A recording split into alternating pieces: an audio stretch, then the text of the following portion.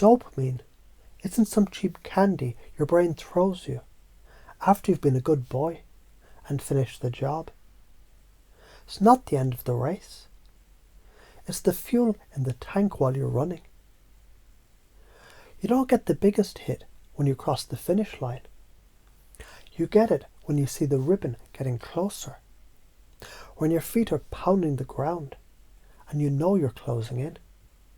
Quitting, that's like cutting the power to the rocket engine halfway, because you got tired. Not only do you never get there, you float in cold, dark space, surrounded by your own unfulfilled potential, wondering why life feels meh. How do you already do this without knowing?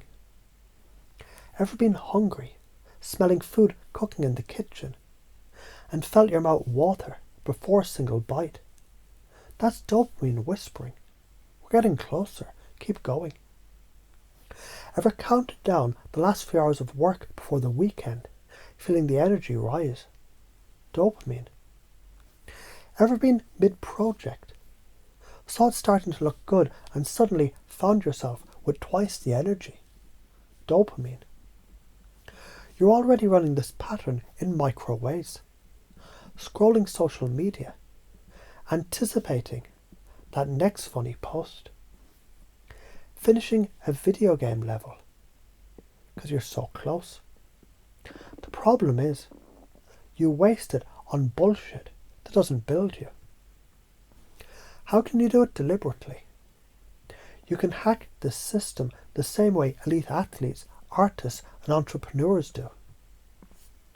Break the big-ass mountain into smaller peaks.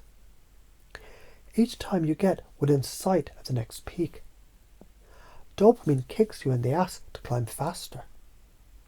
You trick your brain into chasing, and because dopamine fires in pursuit, you keep your energy burning like a forge. Set milestones so close you can smell them. Celebrate progress, not just completion. Why is this important? Because life is built from the momentum between goals, not the trophies at the end. The science, dopaminergic neurons fire strongest in anticipation, not in satisfaction. In other words, your brain's natural state, it's hunter mode, not napping lion. You were built to chase. Stop chasing and you decay. Stop pursuing and you suffocate in your own inertia. Momentum isn't just movement. It's the chemistry of hope. So why are you afraid to do it? Because pursuit means exposure.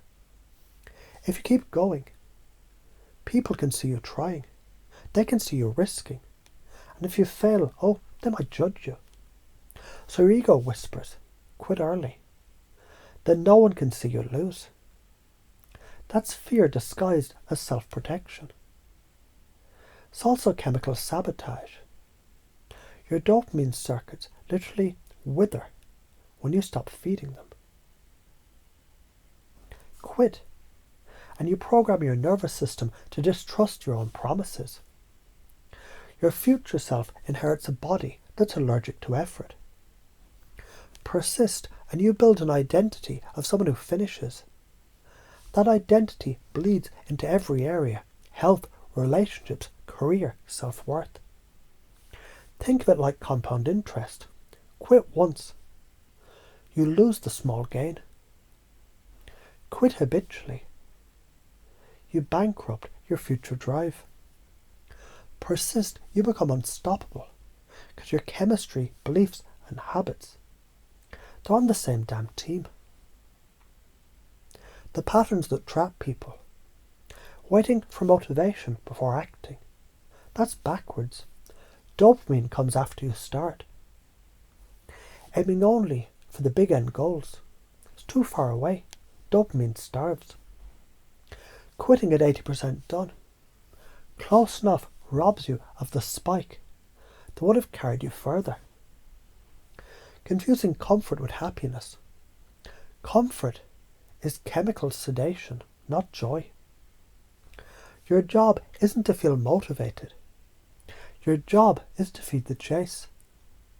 Every step forward, it's like pumping air into a balloon. Quit halfway, and you're left with a limp, sad balloon. Keep going, and eventually you've got a weapon of joy to throw around the room. The act of moving forward is the reward. The chemical high comes from the journey, not just the destination.